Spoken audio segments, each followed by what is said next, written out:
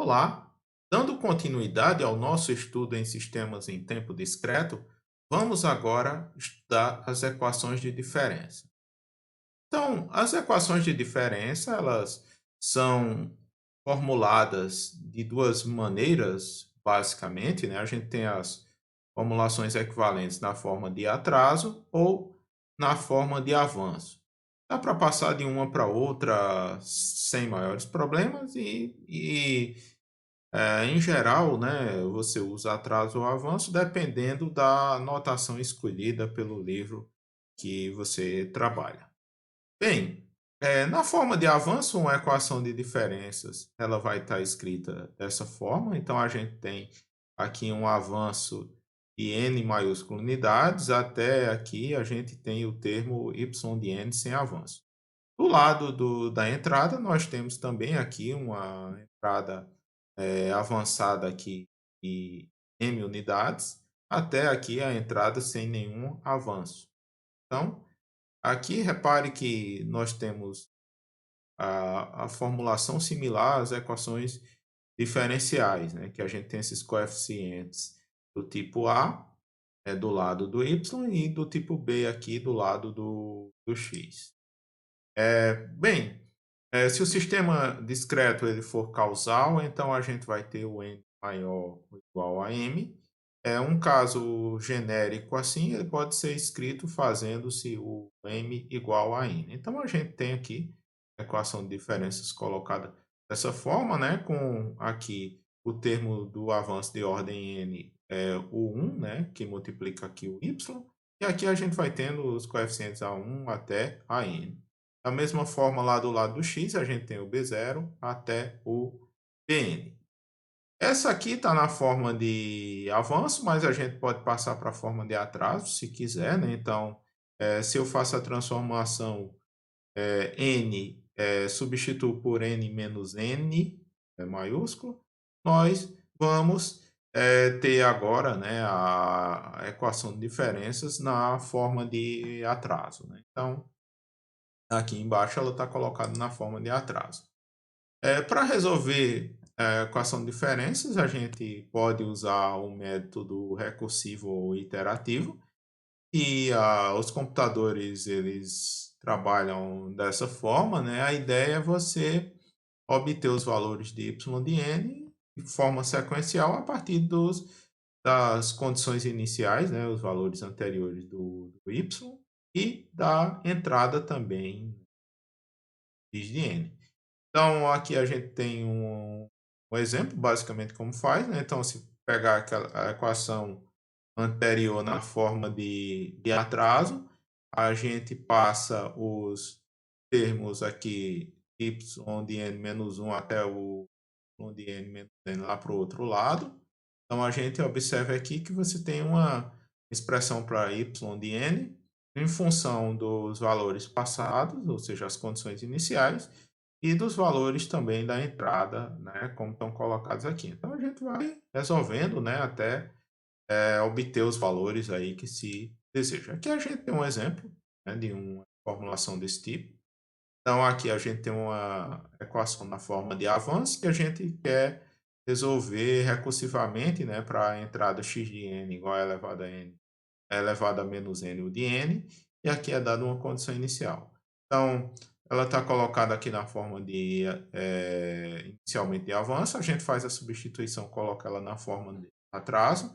Então, aqui depois eu isolo o y de n, então tenho aqui a expressão e agora eu vou substituindo, né? Então, para calcular y de zero, eu vou precisar de que 0 menos 1, tá? Y menos 1, e vou precisar aqui do elevado a zero, que é 1, o de zero, né? O de zero a gente sabe, né, que é o degrau, né? E o de zero vale 1, né? Pela definição do degrau unitário discreto. Então, vai lá, substitui a condição inicial, a gente calcula aqui o primeiro valor e a partir desse valor a gente calcula os demais. Repara aqui que y de 1 é o y de zero. Aqui a gente vai fazendo, né? Sucessivamente a gente vai obtendo os valores e essa é a solução recursiva ou iterativa. Ela é feita valor por valor. Aqui está colocado esses valores, né? Repara que é meio que como se fosse um espécie de um seno com amplitude crescente. Por enquanto a gente não pode provar isso, né? Só está calculando aqui valores discretos, mas a gente vai ter outro método de solução que permite conhecer um pouco melhor essa estrutura. Então, essa aqui é a solução iterativa. A gente pode obter uma solução geral, como a gente fez para as equações diferenciais. Para isso, é necessário introduzir algum formalismo, né? Então, a gente pode definir um operador de avanço similar àquele operador de diferenciação. Então, a ideia aqui é quando eu aplico o operador E, com aqui esse expoente I, em x de n, eu estou fazendo um avanço de unidades. Então, E2 x de n equivale ao x de n mais 2. E assim vai, né? Então, quando eu aplico isso numa equação na forma de avanço, eu vou ter aqui os avanços de n unidades, os avanços de n menos 1 unidades, e até quando eu não avanço nada, né, o elevado a zero, que seria 1. E isso daqui pode ser agrupado num polinômio Q de E. Da mesma forma, lá do lado de lá, eu vou ter os avanços do x, que podem ser agrupados aqui no polinômio P de E. De forma que, na forma de avanço, eu vou ter uma equação Q de E, y de n, igual a P de E, x de n. Repare aqui que esse formalismo é bem similar das equações diferenciais, né, que a gente tinha o Q de D, y de t igual a P de D, x de t. Então, a forma de avanço ela permite, né, colocar a equação de diferenças de uma forma similar à da equação diferencial. A solução geral ela vai consistir em uma expressão para y de n em função de n, né, que vai verificar essas equações. Assim como no caso contínuo, você pode pegar a resposta total ou a solução geral.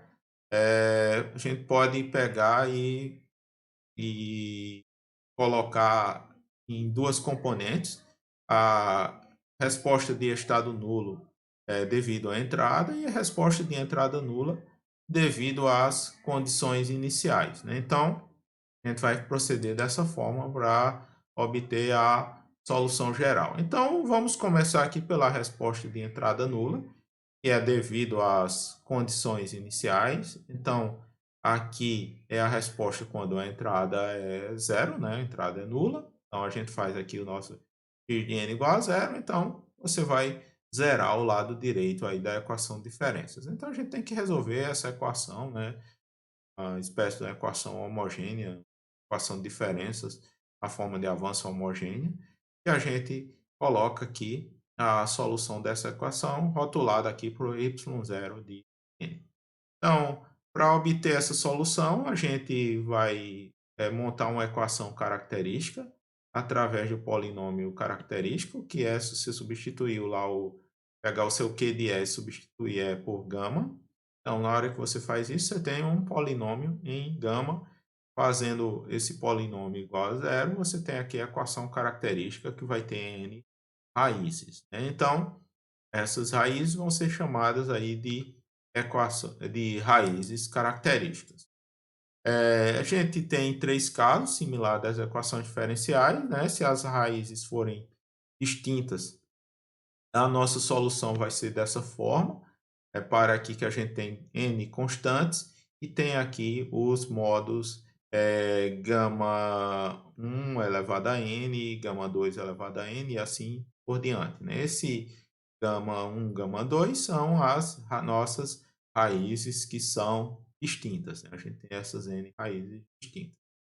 Se a gente tiver raízes repetidas, nesse caso a raiz gama 1, ela é repetida, a gente vai ter aqui uns termos polinomiais que vão aparecendo, né? O n ao quadrado, até o n elevado a r menos 1. Esse r é o número de repetições.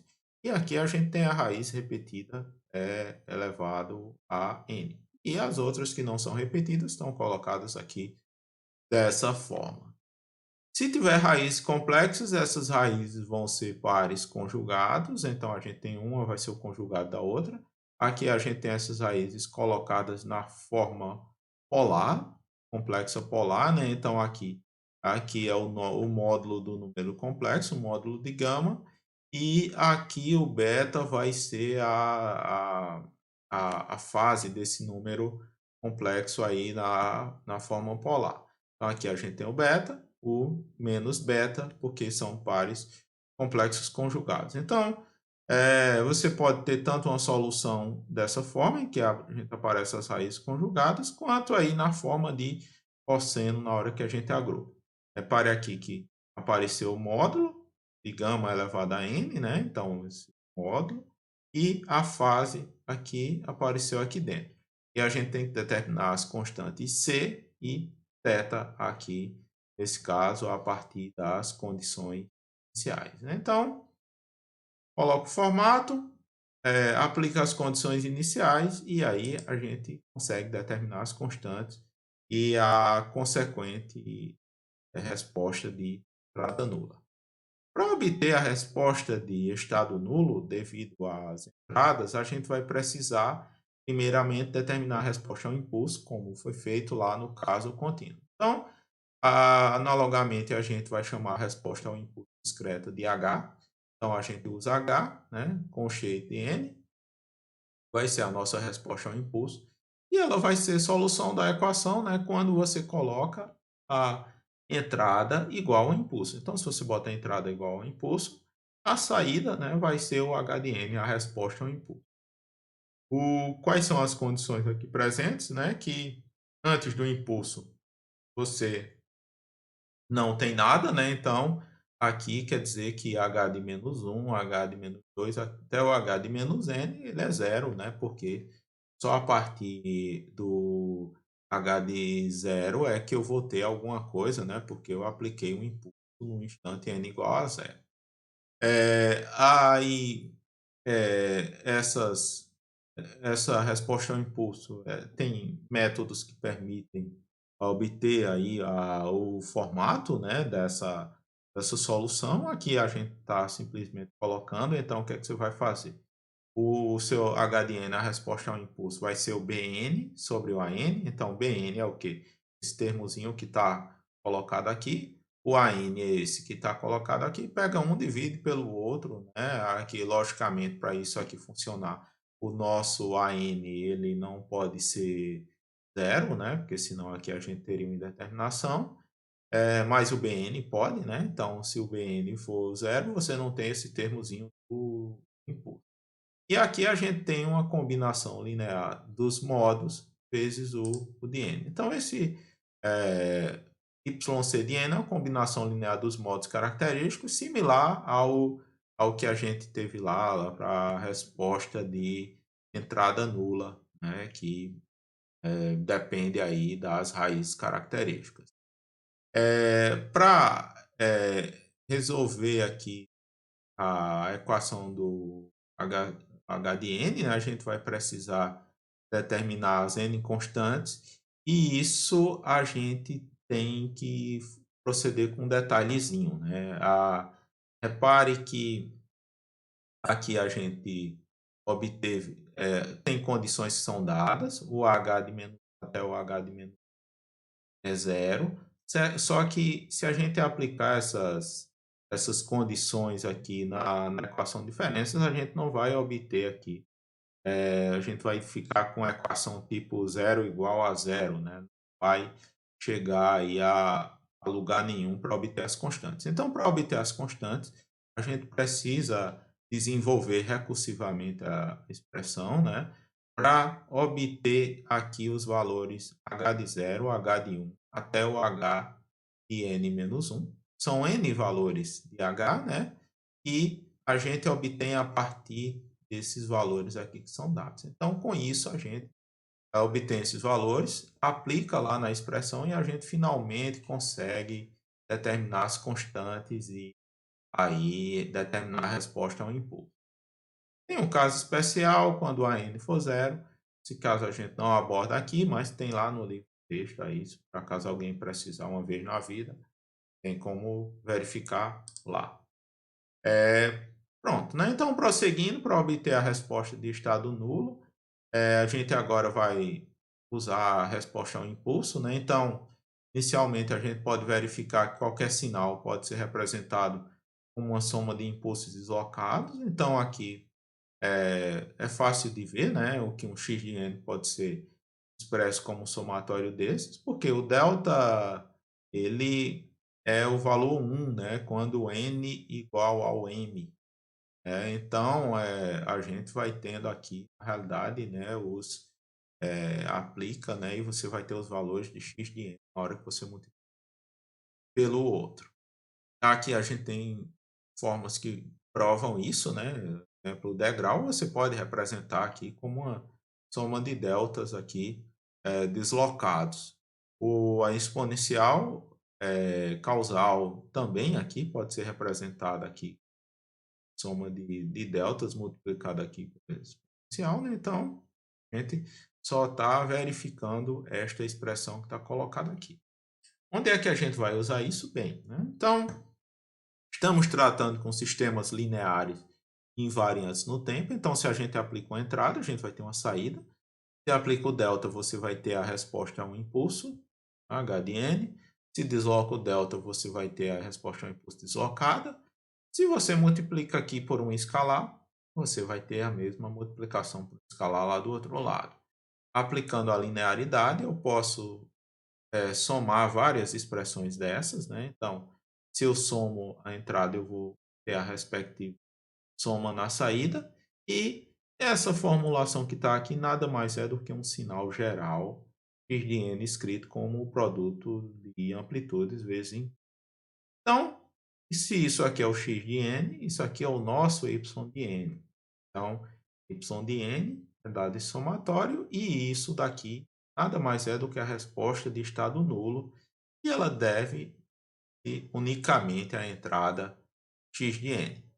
Então, eu agora vou definir a convolução de x por h como sendo esse somatório, né? Então, a gente chega aí ao resultado, né, que o nosso x de n convoluído com h de n, ele equivale ao nosso y de n. Então, para obter a resposta de estado nulo, é suficiente fazer o quê? A convolução da entrada com a resposta ao impulso. Como é que eu faço isso? Através deste somatório, como está colocado aqui. Um somatório infinito, né? De m igual a menos infinito até infinito. Aqui. A gente tem aqui que as propriedades do somatório de convolução são similares da integral de convolução, então é comutativo, é distributivo, e além disso a gente pode ter associatividade e aquelas propriedades um pouco mais sutis, né? Como por exemplo o deslocamento, aí tá tratando de sistemas lineares invariantes no tempo, então isso é válido. Então, você deslocando aqui o x1 n x2 de P, a convolução vai ser deslocada de M mais P. Né? Mesma forma, convolução com impulso é o próprio sinal. E ainda a gente tem, né, a largura, se você convolui dois sinais aqui, largura W1 e largura W2, a largura da convolução vai ser W1 mais W2, e aqui, como se trata de sinal discretos, né, a quantidade de elementos, a gente tem L mais L2 elementos, menos um, porque para que a gente está tirando aí um elemento repetido. A gente ainda pode simplificar as expressões no caso de sinais causais, né? Então, o sinal causal, aqui a gente está pegando tanto o x, né, como o h de n forem sinais causais. Aqui a gente está dizendo que eles têm a expressão u de n aí colocada aí neles, né? Então, na hora que você tem alguma coisa lá, u de n, alguma coisa lá, u de n, na hora que você faz a convolução, você pode simplificar essas expressões e a soma se reduz ao intervalo de m igual a zero até n, está colocado aqui. A gente ainda pode definir a função de transferência similar ao que a gente fez lá no caso contínuo, lá que você tinha o HDS, né? Então, aqui a ideia é similar, você aplica uma entrada Zn, a entrada, aqui é uma exponencial, né? Duração infinita, complexa, né? Com parâmetro complexo Z. E se você pega e faz isso, né, coloca como entrada, a resposta vai ser a convolução dessa expressão. Então, aqui a gente pode simplificar o Zn, né, como a soma é em m, ele pode cair para fora, e a gente chama esse somatório aqui de h de n elevado a menos m e h de z. Então, h de z é o que a gente define como função de transferência. Depois a gente vai ver, né, que isso aqui nada mais é do que a transformada z e h da resposta a um impulso, né? Então, a função de transferência discreta é a transformada z da resposta ao impulso. O que é a transformada z? É a transformada de Laplace em tempo discreto, né? A gente vai ver isso aí direitinho. Então, chama h de z de função de transferência, ela tem uma interpretação similar à da função de transferência contínua, e a gente pode obtê-la através dos polinômios Q de E e P de E, né? O que é preciso?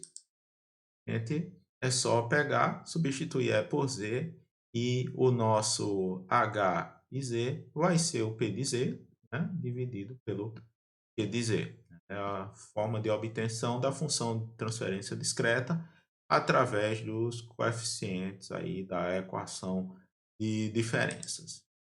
Nós também podemos analisar a estabilidade dos sistemas discretos. Então, os critérios são os mesmos, né, contínuos. A gente pode ter estabilidade BIBO, que é a estabilidade externa, e a estabilidade assintótica ou a estabilidade interna, né? Então, para que o sistema seja BIBO estável, se você aplica uma entrada limitada, como por exemplo, um degrau, você vai ter sempre uma saída limitada. Se não, isso aí não for correspondido, o sistema vai ser instável, né? Então, para o sistema ser estável, a gente vai ter que a somatória aqui de n igual a menos infinito, aí está infinito, do módulo do h de n, ela tem que ser limitada. Se isso ocorrer, o sistema é estável. Repare que isso aqui é a mesma coisa lá do contínuo, né? Quando você substitui esse somatório lá pela integral, que está lá, né? Em relação à estabilidade assintótica, a gente vai fazer a análise do plano gama, né, similar que foi feita lá no plano lambda. E aqui, né, a ideia é observar a correspondência, ou seja, o círculo unitário. Então, vimos lá que tem uma correspondência, né, entre o eixo e o círculo unitário, e aí a gente vai verificar se as raízes estão dentro do círculo, no círculo ou fora do círculo. Então, o sistema é instável, né, no sentido assintótico, se você tiver ao menos uma raiz fora do círculo, ou se você tiver raízes repetidas no círculo. Ele vai ser marginalmente estável, se não existirem raízes fora do círculo e se existirem algumas raízes não repetidas no círculo. Então, aqui a gente tem a condição, né, a zona de instabilidade fora do círculo. Aqui é marginalmente estável do círculo, mas não repetidas. E aqui a condição, né, de estabilidade quando a gente tem raiz interior do círculo. E aqui a gente tem correspondência entre as raízes, né, os valores do gama e os modos, né? Ver aqui que dentro do círculo a gente tem coisas que decrescem, né? Do lado negativo aqui, e elas alternam de valores, do lado aqui valores são positivos, aqui fora do círculo estão crescendo, né? Aqui interior do círculo mais números complexos, então é um formato senoidal mais decrescente. Aqui complexos fora do círculo, formato senoidal, mas com amplitude crescente. Aqui sob o círculo, aqui o valor menos 1, desse lado o valor mais 1. Então, vê que a amplitude ela permanece aqui constante. E aqui sobre o círculo não repetido, né? Tem aqui o complexo conjugado que dá um cosseno de uma amplitude fixa.